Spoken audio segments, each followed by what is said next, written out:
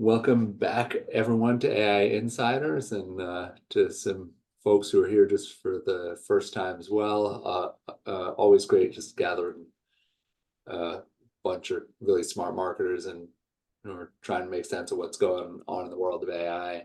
Got a terrific guest speaker today, André, who I got to know, I think, last year, like through our first sort of like pre-launch event that we did last summer before the guild was officially live, and Marco was doing some amazing work over at Novartis and this like bouncing around ideas, and he was sharing me how he's thinking about AI these days, and I'm like, well, yeah, this definitely seems like a good fit for ways to inspire the community and get some conversations going. So Marco, I'll let you properly introduce yourself and share more.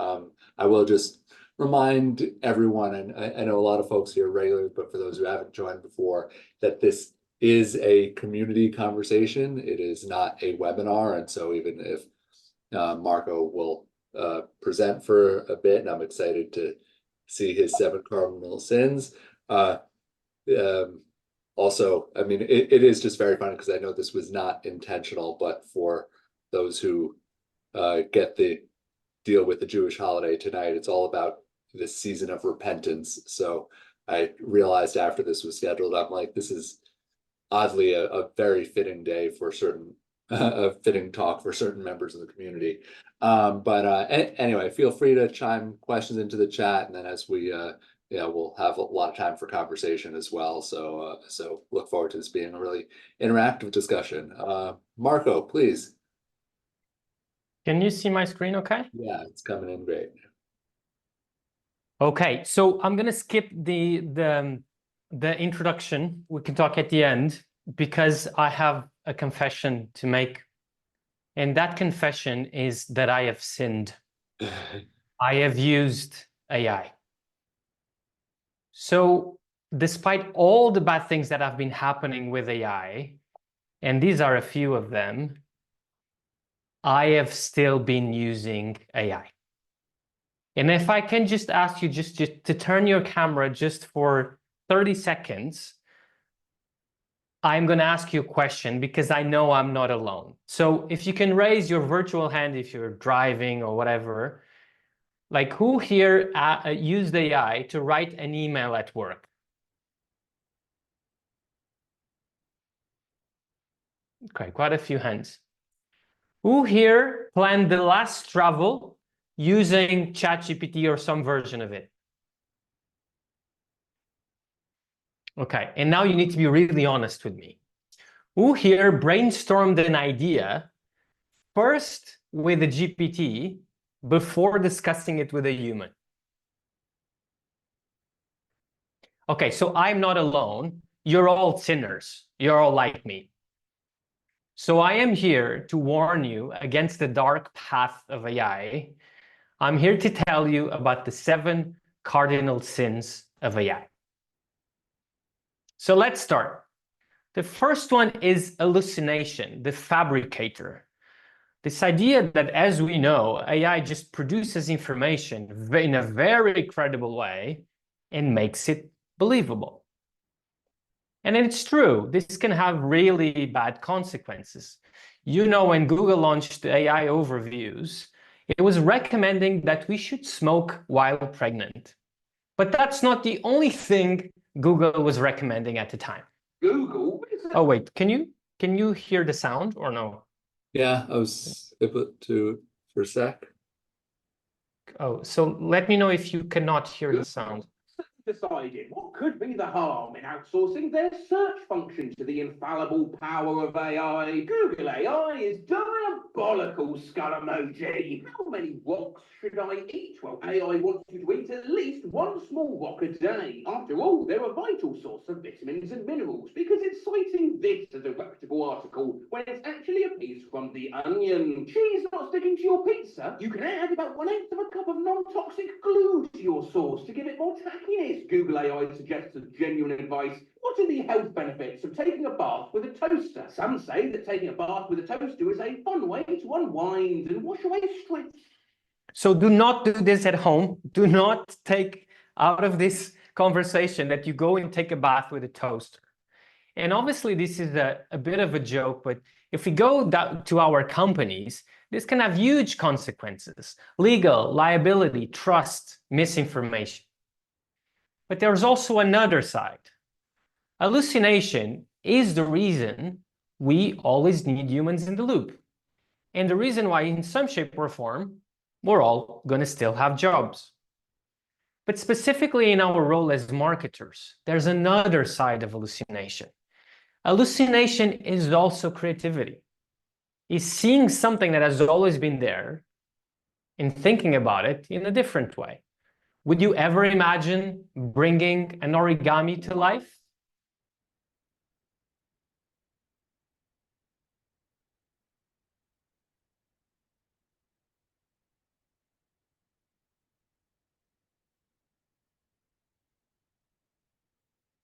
So hallucination, it has the potential to misinform or inspire.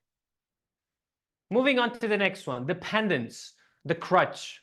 This idea that we're going to use AI so much that we're just going to become really dependent on it, numb and dumb. And that is the reality. There are some technologies that we use nowadays that you couldn't simply imagine how it would be living without it. Here's an example. Alexa, turn down the thermostat. Okay, turning down thermostat. Huh. What do you think people did before Alexa? Alexa, turn the temperature down 2 degrees.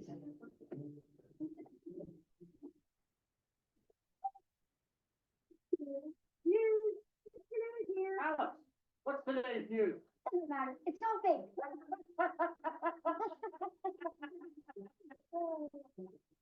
Oh, play that song I like. Ow. And song. Yeah, I don't know what people did before Alexa. Alexa, play my favorite song.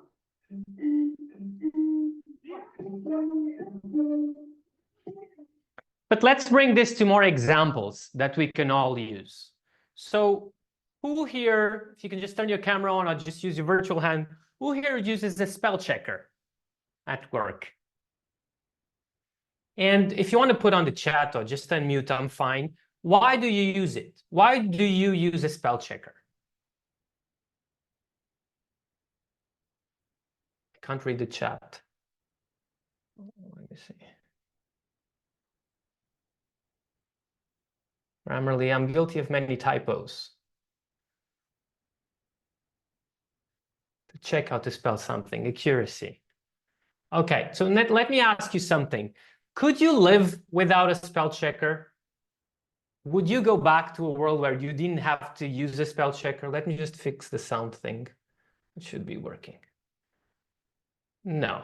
Okay, too easy. Too easy. I love that. Okay, so this is the point. We could use it, but the fact that we use it, it actually helps thinking a bit about less things that we shouldn't worry about. But now let me ask you something that is a bit more concrete. Do you remember using this, a paper map? This is going to be a blast from the past. I got this yesterday for our call. Do you remember using this? And then we switched to the right to a TomTom. Does anyone here still remember using a TomTom? There was even a time who was giving you directions in TomTom was Darth Vader himself. TomTom, Darth Vader, take 1. At the end of the road, turn round. Okay, I'm gonna stop you. The line is at the end of the road, turn right. That is what I said. Terrific. So let's just try it again. TomTom, voice Darth Vader, take 2. At the end of the road, turn round. At the end of the road, turn round. Let's just go forward, okay? So, of course, if we depend a lot on these things, what can happen is like these people. They were following GPS so avidly, they went straight into the Pacific.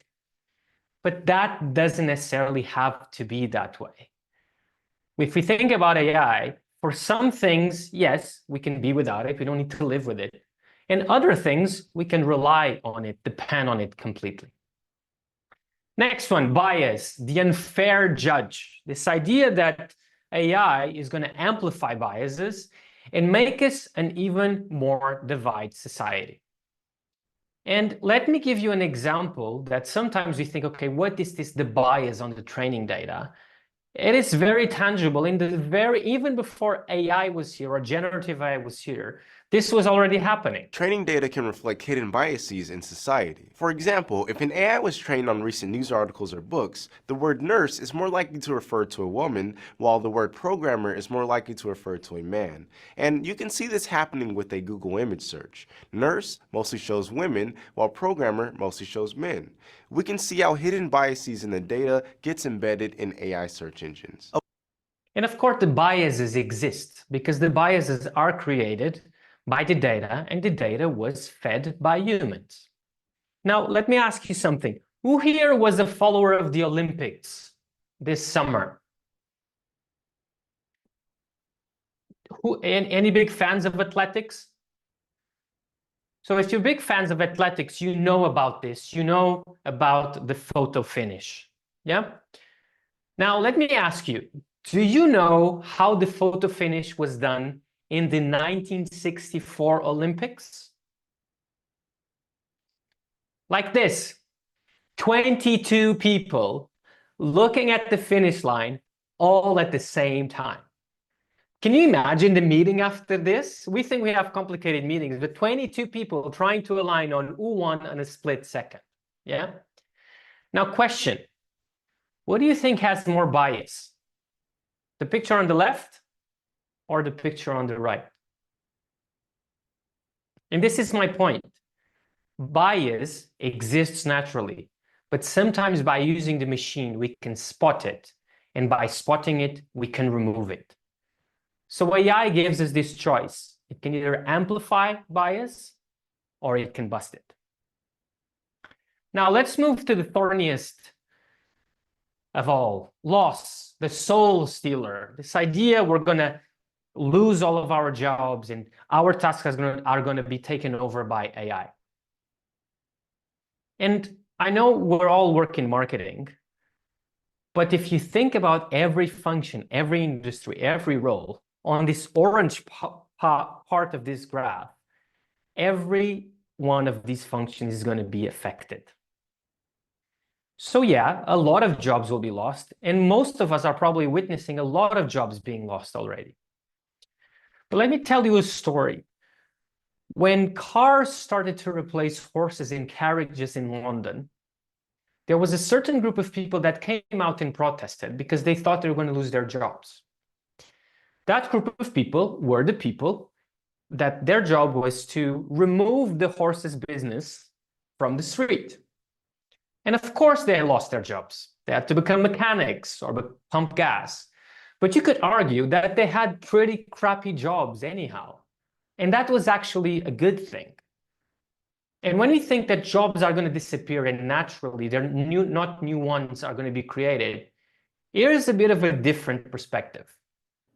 My prediction is that the first thing companies like ourselves will do is use artificial intelligence to improve our productivity. That's what we've done. Mm-hmm. We've got AIs all over our companies designing our chips, writing our software, helping us debug things, help us do verification. We're starting to work on using it for marketing and customer support and things like that. And so number one, help us be more productive. When a company becomes more productive, they make more money. When they make more money, they hire more people. And the reason for that is because we have more ideas we'd like to go pursue. Right. And so I think the idea that it's human versus AI is not quite right. It's humans using AI. Mm-hmm. And with respect to anybody who's concerned about an AI taking their job, you should probably worry about someone who uses AI taking your job. Yeah. And so that reminds you to get going and to go learn this new tool. Yeah. And to make this new tool your advantage. And surely as a company, we're going to do that. So loss. AI can eliminate jobs or create jobs. Now let's move to greed, the resource hog. The idea that we're pouring so much money into AI that we're actually never going to see the return we have on it. And it's true, it is a lot of money. We're talking about right now 500 billion and projected in 8 years to be 5 times that. So when are we going to see the return? Now let me ask you, and you can put this on the chat. There's this company that was not profitable for the first 8 years of operation because they were investing so much in infrastructure. Can you guess which company is this?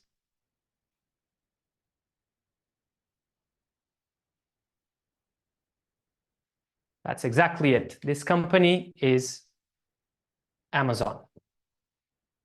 And they were investing so much. Now, let me ask you something. Who here bought something from Amazon in 2008? David. I can see David, Mike, Janet. Now, who here bought something from Amazon last week? Janet also. Janet is a fan of Amazon. So this is the point. They were investing so much in infrastructure for a future that was probably going to be there. Yeah.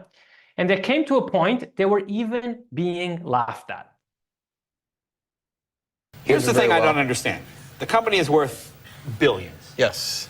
And every time I pick up the paper, each year it loses more money than it lost the year before. The company's never made a profit. That's right.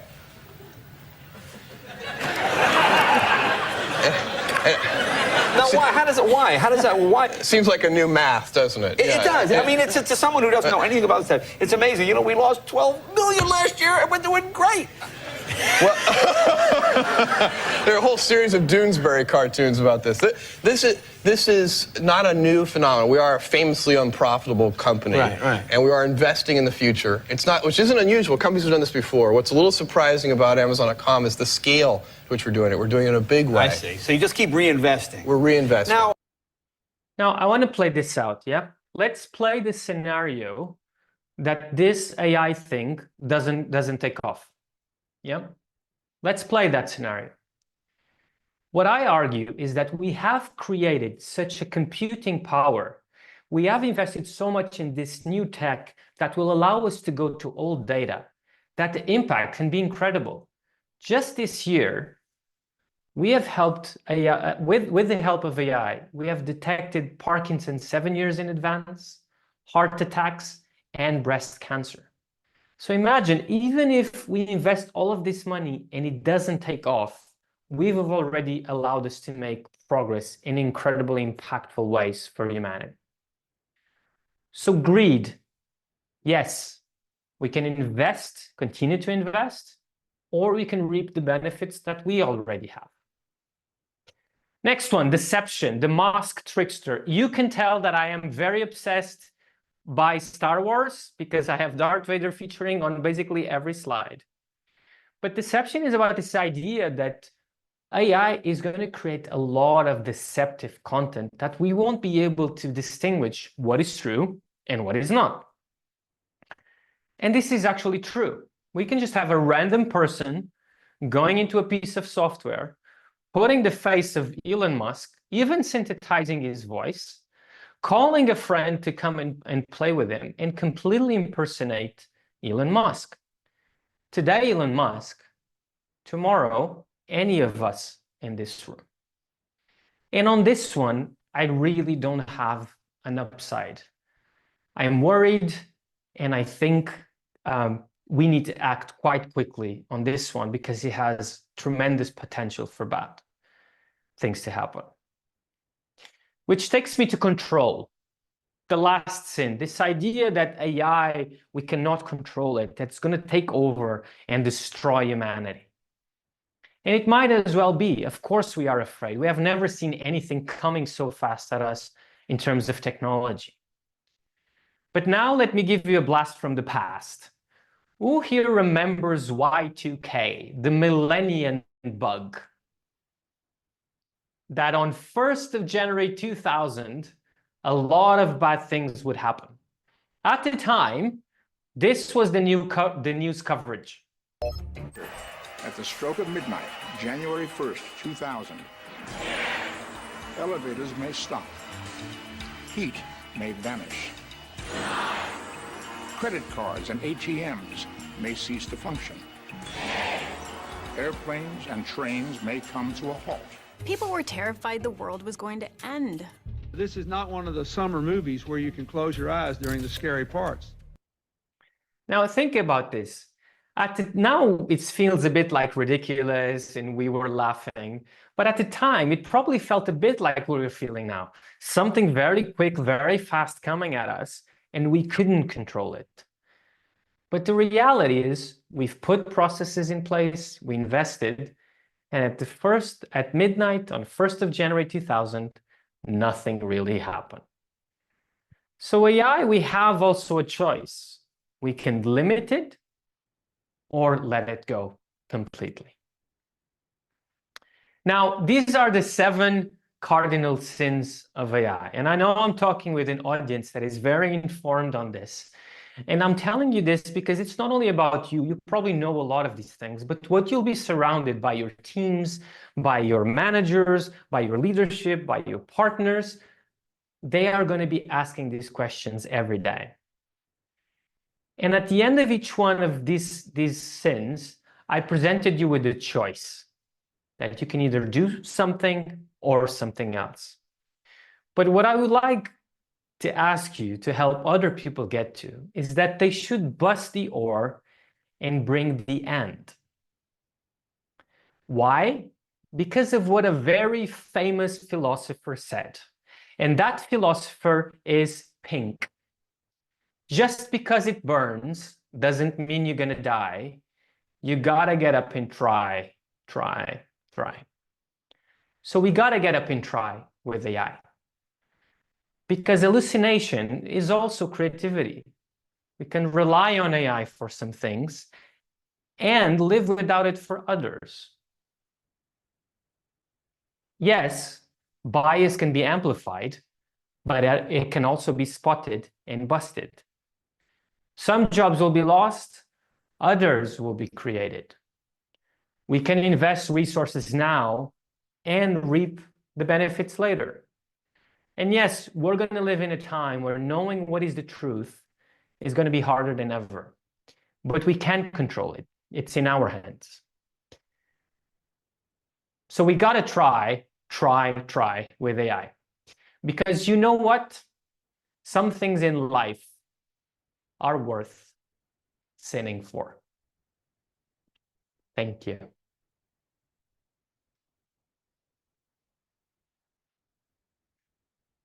Yeah.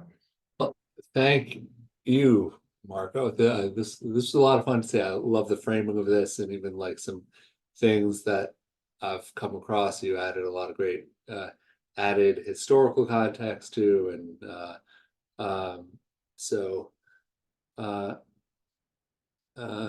yeah, just seeing comments coming in as well.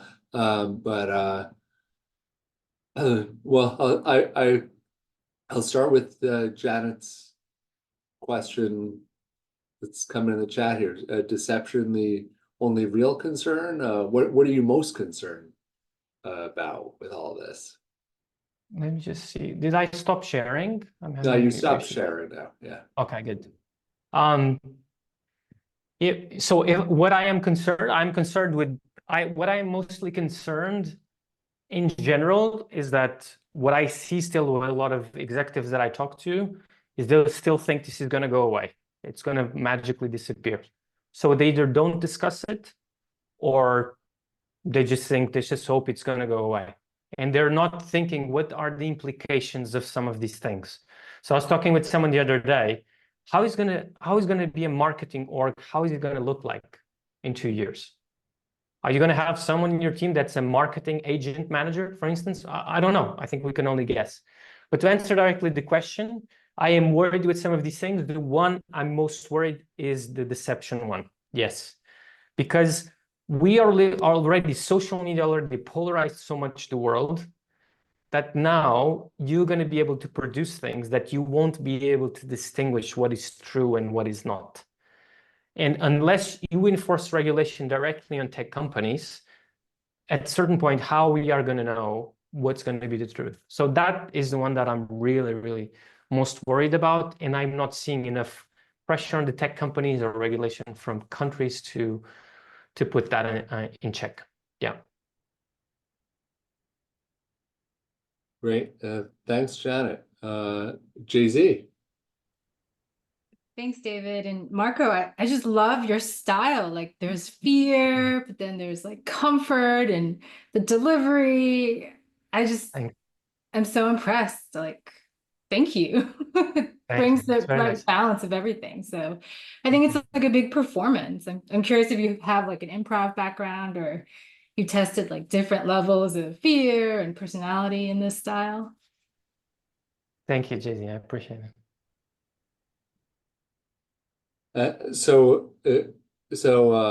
I'm also curious, is there like a story behind the talk? Like what led you to frame things this way? I mean, I'll tell you, like what I started a year ago. I do a presentation called the 5 stages of grief. Denial, anger, bargaining, depression, and acceptance, because I realized that's what happened with me. I'll give you an example. I mean, I was at Google for 10 years. I was a digital guy. Nowadays, being a digital guy doesn't mean anything. Yeah. So I realized either if I started embracing this and how it would change me, but at a certain point, I was like, okay, it's just going to go away. Then I thought it was just a bit of a chatbot, and I started seeing, wow, it actually has huge implications for how I work, but it's not going to change fundamentally.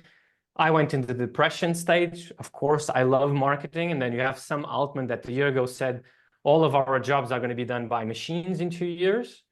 And then I started realizing like to accept it. And I realized for the people I talked to, framing it that way, it helped them. Now, what I started to realize is some people are already tired of hearing about AI. They buy it, but they're afraid. And they have all of these things that were thrown at them that, yes, there's hallucination. Well, I hallucinate. I'm human. I mean, it's the same. So I tried to create this narrative, which is what I'm doing now for the second half of the year, to kind of introduce the elephant in the room, but show to people that first, history repeats itself. Look at Y2K, look at the reactions. When I found that video from Leonard Nimoy, I started laughing because it's just incredible how history repeats itself. But second, to push people more to this idea of the and rather than the or. So just finding a way that is non-technical, which I think is very important, and with a lot of examples to have people think, okay, how does this apply to me, and not make it something very technical and very distant.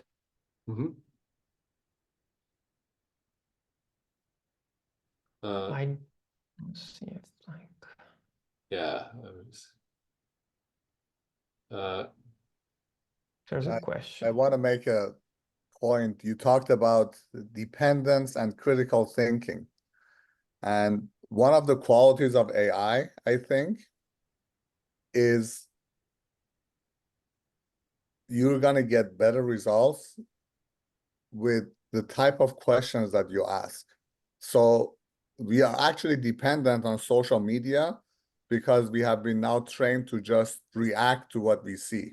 There is no critical thinking behind the interaction with digital media. Whereas with AI, really the results that you get are based on the type of questions and your critical thinking that comes out of it. So I think that is a benefit. Like you said, whenever a door closes, some other door opens, and there are definite advantages and use cases for how we are going to be using AI. I agree, Karan. If you think about our education, we were trained to memorize things and regurgitate them. We were not taught critical thinking, if we think about it. Now, things that nowadays, as you said, it's going to be about the questions that we ask. I'll give you an example. yesterday I wanted to buy a bag. So I was doing the thing, you know, Samsonite, this one and that one. What is the weight? What is the size, etc. So I just thought, okay, I'm going to lose 1 hour on this. I went to the ChatGPT and I just tried the most basic prompt. Can you do me a table comparing the features side by side of the area and the Sea Light XL? I just did it for a joke, and I'll show you the prompt. It just starts giving me something. So that idea, and the other thing to add to critical thinking that I think we're going to have to be teaching everyone is what we called until now soft skills. In a time where the cost of knowledge is zero, things such as leadership, bringing people along, storytelling, communication, it's what's going to differentiate us, not what we know. What we know is absolutely democratized. White collar workers is going to dramatically affect us, but those skills are the ones that are going to make a difference and ultimately allows us to thrive in our jobs. Yeah. Another, we have a RAG GPT solution. So one of the solutions that I see is to give people editorial control. Right now, editorial control sits with magazines, news sources, whoever the source is. Whereas with the RAG GPT, you now have the ability to take editorial control, take away hallucination, because the person behind it is the one taking responsibility for the sources of information. So that's another area, as you said, technology is differential. When you start using it, new opportunities open up that a lot of people may not have been thinking about previously. I agree. And we're all guessing, to be honest. We're all seeing the possibility. We're all guessing a bit what the future is for each one of these workflows and functions that we have. I don't know if I missed any question on the chat. Well, there's a question from Janet on, do you think Gen AI will be like the internet and it's just something we don't even think about? Yeah, it's just... Yeah, I think, Janet, I don't think in 2 years we're going to be talking about AI. Like today, I don't tell you, oh, I did this presentation with PowerPoint. If I was using note and paper, you would think this guy is an idiot. So I think it's just going to be AI is how we do things. We won't discuss it. We're going to have probably tools. Not now you use 15 different tools to do something. They're all going to be centralized because these big players are going very fast. And then when we have, which I think is going to be sooner rather than later, AGI, what's going to happen is it's going to be an extension of us. So we won't even say, oh, I used AI to do this.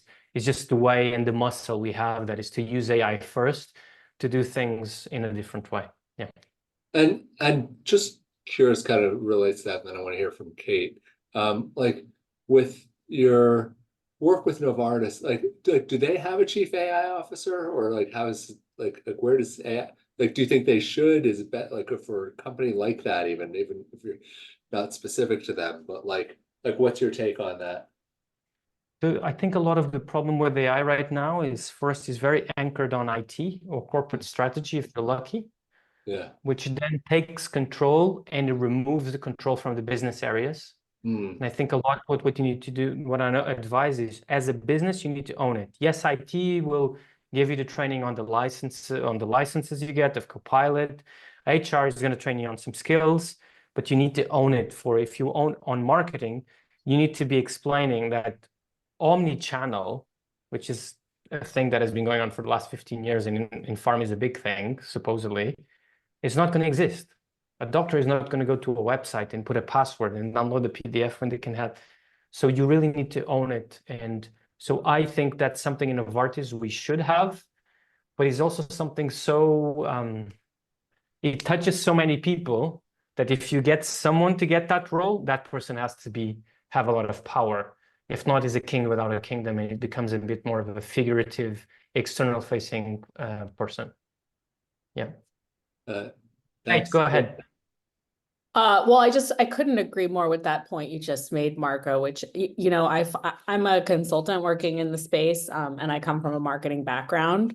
And I find that a lot of time in my conversations with people, it starts with, how can we automate our business? How can we increase productivity? And it turns into, what's our communication strategy around this? How do we leverage this to build a new business strategy, right? Because everybody wants to be at the forefront of the AI conversation. Doing that, you have to be doing things internally and then also communicating them externally. So I think that's a really strong point that you just made. But I'm still like stuck on this Y2K example, because the thing is, like, it wasn't a joke. It was real. And the thing that stopped the disaster was lots and lots of people working on it, and governments aligning, and tech workers like updating code over the course of like a couple years so that everything wouldn't stop. And so I guess my question is, you know, and I'm thinking about this because yesterday I spoke to a group of social workers who are wondering how to help their clients in the future, keep them from losing their jobs. And so I wonder, like, what is the equivalent of that in the AI age? Because it's a different construct, right? You can't have a coder sit there and fix something, but enterprise and government and everybody needs to be aligned and educated, and it just moves so quickly that that's not happening. So I just wonder, when you get the question about, well, what should I be doing, or what should we be doing to stem the tide, how do you answer that? Education. It's the thing that we're missing out the most. So I use the example because Y2K now seems like a joke because nothing bad happened. But if we rallied, we probably wouldn't be here today if the internet had gone down. The thing we're missing out the most is education. We're going very much into the tech and the data and buying all these things. And no one has really sat with their workforce, so very little people have sat with their workforce, with the most senior people. And I've been doing that for 2 years just because I was lucky and I was curious. Get them in a room and show them what is this. Because I'm not so worried that the jobs are going to disappear. I'm worried that we're not going to create new jobs and reskill people at a pace that is not going to allow us to have problems in society as that. I think that's what we're missing on. There should be, in Singapore, for instance, announced a year ago, for 40 plus year olds, they're giving a subsidy for everyone to get reskilled because of AI. They said, whether if it's for PR or not, doesn't matter. That's the effort I'm not seeing for companies. There's this example from, I'll give you 2 examples that are, Moderna is all the rage now with AI. What Moderna started doing 2 years ago was something called the AI Academy with 4 people, not a lot. And they trained all of the senior executives, all of them. And then the use cases came after, yeah? Another example on the bad side, Chevron, the CEO came out a few months ago and they complained that AI wasn't working for them. They had bought 20,000 Copilot licenses and they said they were not seeing the productivity gains. Now, 20,000 licenses was probably like $1 million a month. How much of that million do you think they invested in education? So of course not. You just throw licenses at people, you don't give them the time or the training to experiment. It will fall flat. Yeah. Thanks, Kate. Always love getting your take here. I want to go to Gene's question he just added here. Certain levels of coding are obsolete. Create a photo share application like a Flickr. Through prompt. Is this bad? Will it free up resources for more complex problems facing us?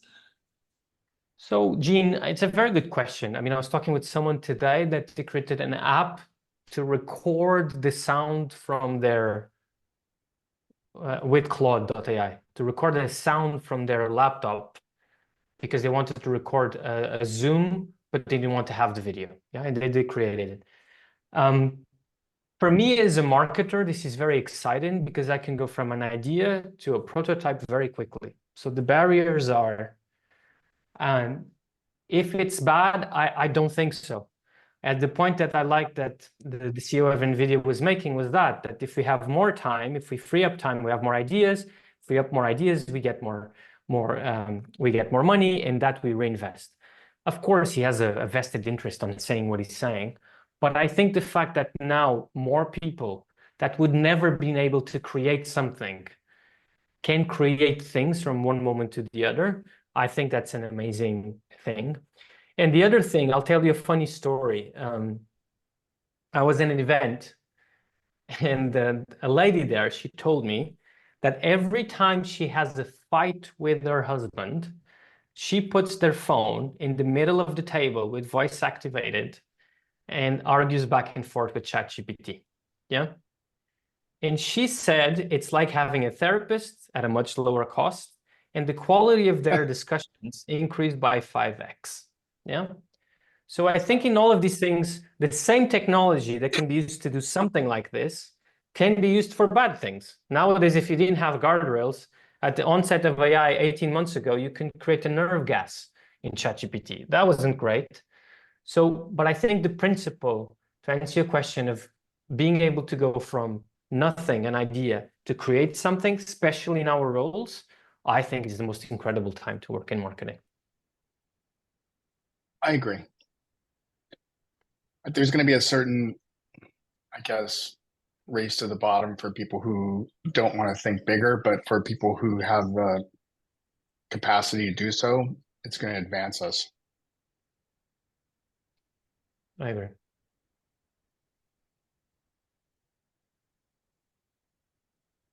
Who else wants to chime in, share some? I mean, Mark, can you just explain a bit of like what is it you are doing day to day right now? Sure. You said you want to save the intro for last, so. No, so basically my job is my day job is I go around Novartis and I train the senior executives, you know, of the global functions, of the country president level. I train them on AI, and I was not joking. I get them in a room, like I get them like for a full day in a room, and I give them examples, tell them about the good, the bad, and the ugly, get them to talk with each other and actually come up with something. That's what I've been doing on the side, and I might do that professionally and also leave Novartis. Is I write on LinkedIn, I do a few keynotes. I found really something, as Jean was saying, there's also, it might be a race to the bottom. I'm trying to have all of us a race to the top. And I found a bit of purpose on explaining. I'm not a technical guy, as you can see, but explaining to people and to leaders, because to Kate's point, if we don't have leaders sponsoring these things, nothing will happen. They're going to say, I'm too busy, or I'll think about it another day. So that's what I do on a daily basis. Yeah. So like after you do your trainings, like are these execs actually allowed to use the kinds of tools that you're talking about, or like what's that like? So it helps with two things. They start asking very difficult questions to the corporate functions. So the corporate functions don't like me. So they say, why are we using a version of ChatGPT for Teams that is ChatGPT 2 when the world is using ChatGPT 4.0? So they start asking very difficult questions. Then the second thing that happens also, and I think that's in a way, if people here worked in I never worked in the 90s, but I loved working in marketing in the 90s because the country organizations had so much power down their budget. They could do their copies, everything. It was incredible. I think we're moving to that direction. So I'll give you an example. One of the outcomes of one of these workshops was the local organization was having a substantial churn, a lot of people leaving because of different reasons. What were all the managers preparing when they were hiring people? What were every manager doing? The same thing. Onboarding documents with the same information multiplied by so many people. So an outcome of that, they decided to create a GPT, which would be an onboarding, feeding all the onboarding docs that existed. And every time a manager needed to onboard someone new, they would have the same body of information and then modules they could choose depending on the function. So normally is they demand access to the tools, they demand better performance from the tools, and some of them decide to go and build the tools or buy the tools that fit their purpose. And what is interesting, still to Kate's point, is this doesn't have to be like a big thing, 6 months program, etc. It's literally, if you find the time to do that with them, I have seen people changing from in 3 hours. I mean, literally 3 hours, because then they go home and they talk with their kids, for instance, and their kids laugh like, "Oh, you discovered this today? I use ChatGPT all the time." They don't. I figured out that now. I read this the other day. Kids say, "Just chat that." They became like Google for us in our generation. They just said, "Just chat that." They don't even use ChatGPT anymore. Yeah. Jay-Z. Sorry. Thanks. Karen, you can go after me. I'm sorry, I probably mispronounced your name already. So I've worked in enterprise, and there's this whole RACI model of who's responsible, accountable, informed, consented, and it can get more complex than that. So in terms of the accountability, right? Like the 3 levels of VP in an enterprise, they're not responsible, they're not prompting ChatGPT. But then when something goes wrong, who's accountable? Because there are legal implications, especially I think in fintech. I chatted with someone in this group about insider trading, like huge legal implications of telling the AI something that is too early for the public to know. So have you seen any kind of enterprise level treatment of the, like, who gets sued, or like what happens if something goes wrong? I believe, Jay-Z, it's always the business owners. And I'll tell you why.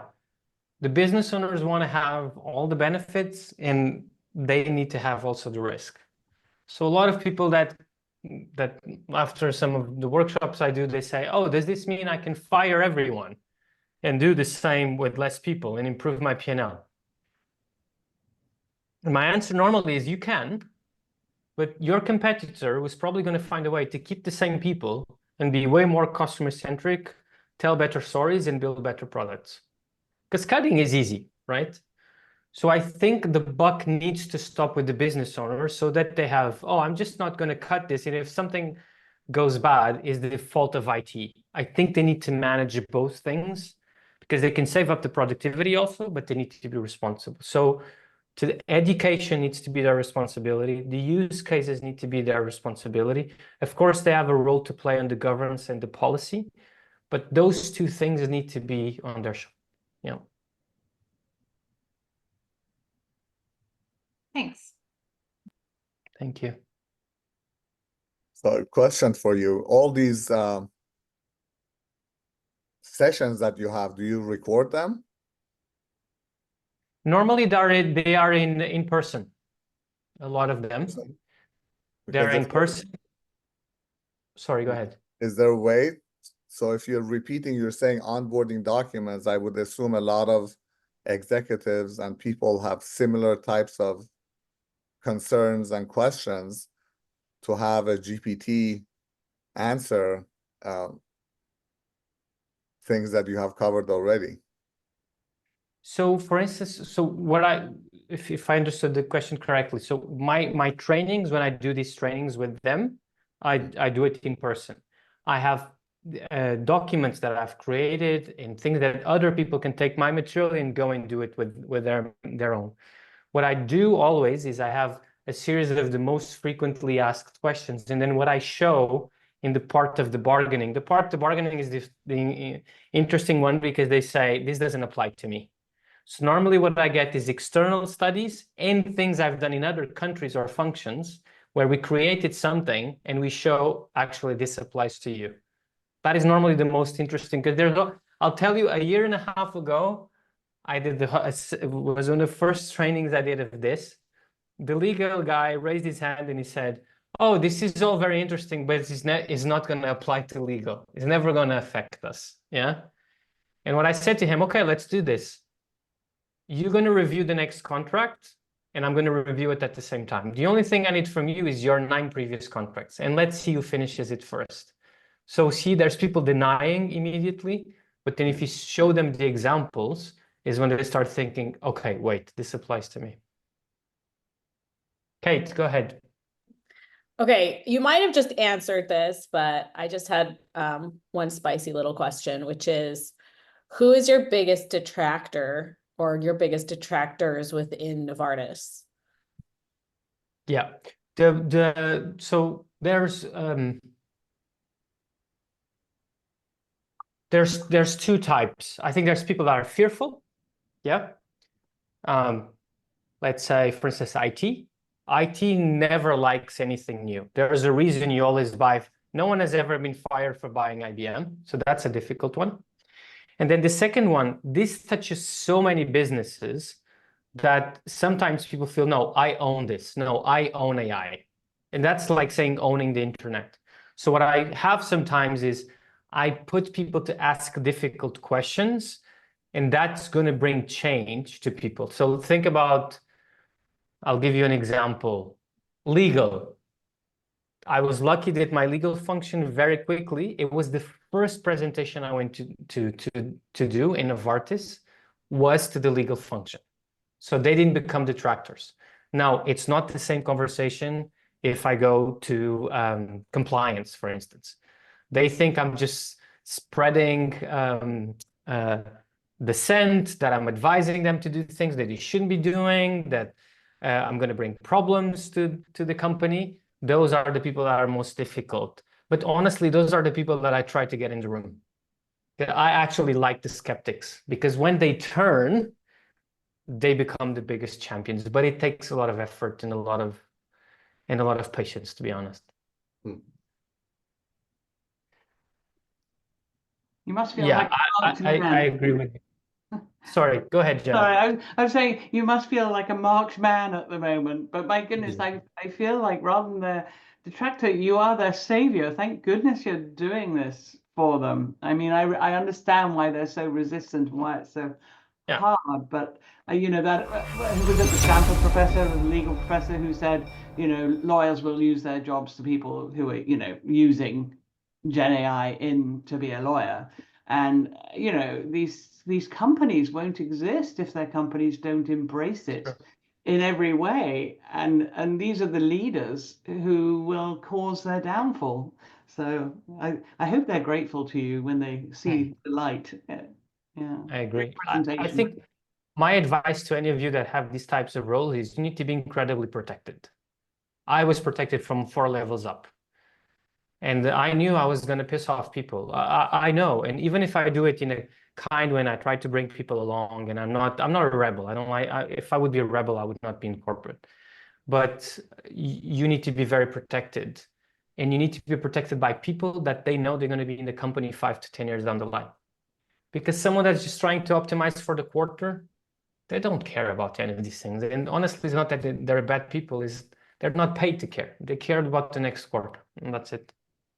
So, yeah, and I know there's still questions coming in. Mark, I left your LinkedIn. I don't know if you have any other preferred ways for folks to get in touch with you. But this is just terrific conversation. I'm so glad you could join us and share the talk, but your behind the scenes perspective. So glad you're part of the community and welcome hearing more of all of this. As a reminder to everyone here, we don't have a call next week during advertising week. We will have First Wednesday for those who are in the city, and we'll be back in 2 weeks where we have an ERA demo day. So be sure to check the events calendar over on Luma, because we've probably, if you don't look at it all the time, we've just been adding a bunch more. Thank you so much, Marco. Thanks everyone for just the great questions and participation, and look forward to seeing you all way more this month. So thanks so much for having me. Have a good rest of the day. Thank you. Thanks, Marco. Bye-bye.